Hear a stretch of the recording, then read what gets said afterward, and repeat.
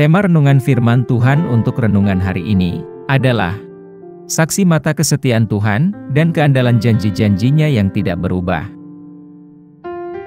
Ayat Alkitab yang kita baca sesuai bacaan Sabda Bina Umat GPIB hari ini adalah dari 2 Raja-Raja 2 ayat 11 sampai ayat 13 yang berbunyi sebagai berikut. Sedang mereka berjalan terus sambil berkata-kata, tiba-tiba datanglah kereta berapi dengan kuda berapi memisahkan keduanya, lalu naiklah Elia ke sorga dalam angin badai.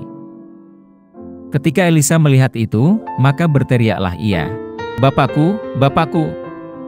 Kereta Israel dan orang-orangnya yang berkuda!" Kemudian tidak dilihatnya lagi, lalu direnggutkannya pakaiannya dan dikoyakannya menjadi 2 koyakan. Sesudah itu dipungutnya jubah Elia yang telah terjatuh, lalu ia berjalan hendak pulang dan berdiri di tepi sungai Yordan. Demikian bacaan Alkitab hari ini. Haleluya! Saudara dan saudariku yang dikasihi Tuhan Yesus, dan yang mengasihi Tuhan Yesus. Alkitab adalah harta karun yang memuat kisah-kisah, yang memberikan wawasan tentang sejarah, budaya, dan spiritualitas zaman kuno. Salah satu kisah dimaksud, ditemukan dalam 2 Raja-Raja 2, ayat 11 sampai ayat 13, yang menceritakan kepergian Nabi Elia secara dramatis. Elia, seorang tokoh penting, yang dihormati dalam Perjanjian Lama, adalah seorang nabi yang berkuasa, yang memainkan peran penting dalam sejarah Israel. Dalam bagian ini, kita membaca, saat Elia dan muridnya, yaitu Elisa, sedang berada di tepi sungai Yordan. Elia akan segera diangkat ke surga, dan Elisa sangat menyadari akan peristiwa yang akan terjadi ini. Konteks narasi ini berakar pada menjelang berakhirnya obor kenabian Elia, yang mengetahui saatnya telah tiba, bertanya kepada Elisa, apa yang bisa dia lakukan untuknya sebelum dia pergi. Elisa, seorang murid yang setia, meminta 2 bagian dari roh Elia. Permintaan ini bukan tentang kekayaan materi, akan tetapi warisan rohani, sebuah keinginan mendalam untuk meneruskan pekerjaan Elia dan melanjutkan misi Tuhan. Cerita ini menemukan momentumnya ketika tiba-tiba sebuah kereta dan kuda berapi muncul.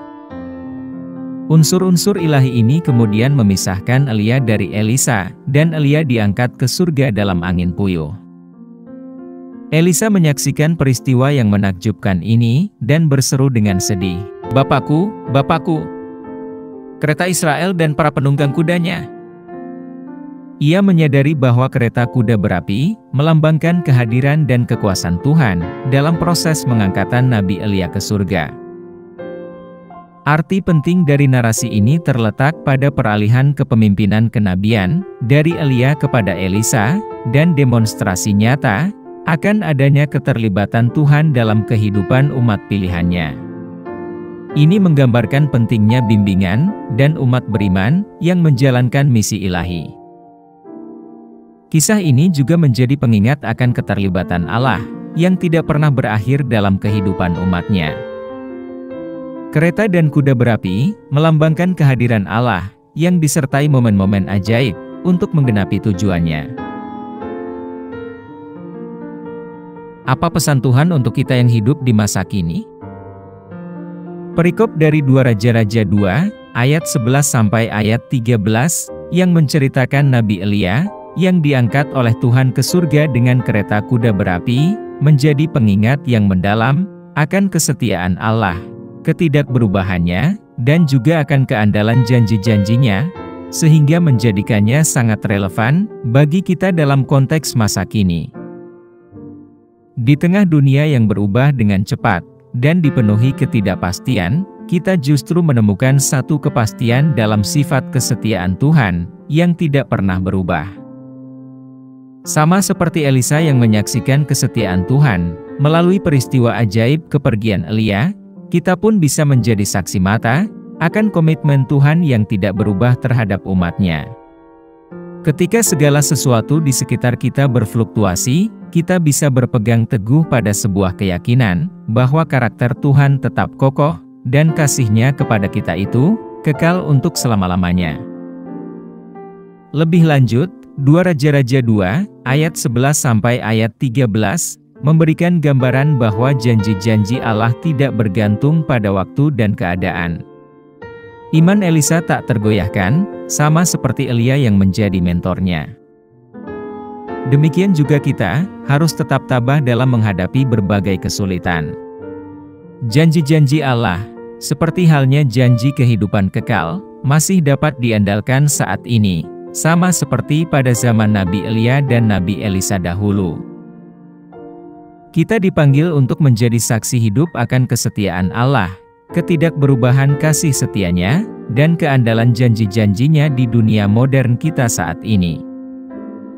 Dengan mendasarkan hidup kita pada karakter Tuhan yang tidak berubah, dan pada kepastian firman-Nya, kita dapat menghadapi tantangan masa kini, dengan iman dan keyakinan yang tak tergoyahkan. Sama seperti Elisa yang menjadi saksi setia akan kuasa Allah, kita juga bisa menjadi saksi yang setia, meyakinkan orang lain, bahwa kesetiaan Allah itu kekal, karakter-Nya tidak berubah, dan janji-janji-Nya dapat diandalkan selamanya. Dalam hal ini, kita bisa menemukan kekuatan dan inspirasi bagi perjalanan iman kita, apapun konteksnya saat ini. Apa yang harus kita terapkan dalam kehidupan kita sehari-hari?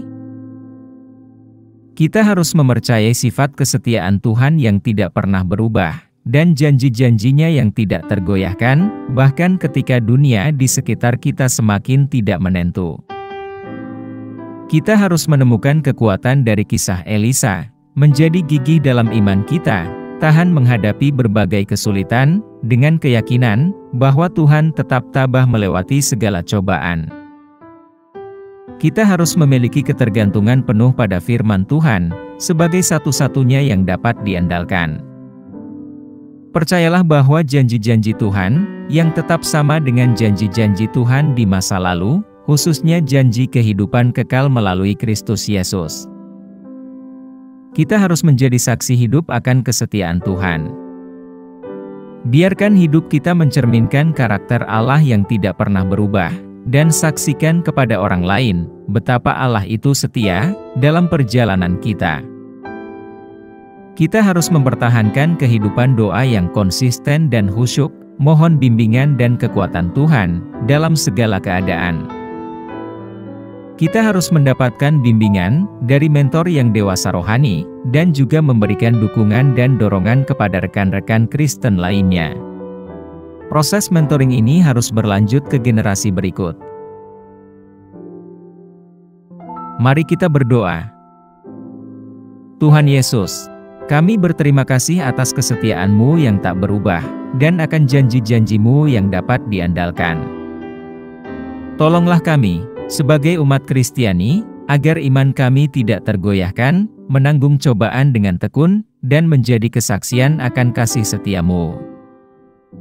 Bimbing kami dalam kehidupan sehari-hari, dan berikan kami kebijaksanaan untuk saling mendukung dalam perjalanan iman kami. Kami pohonkan doa ini dalam nama Yesus Kristus, Tuhan dan Juru Selamat kami. Amin. Kiranya Tuhan menguatkan kita, dan kasih karunia Tuhan Yesus menyertai kita.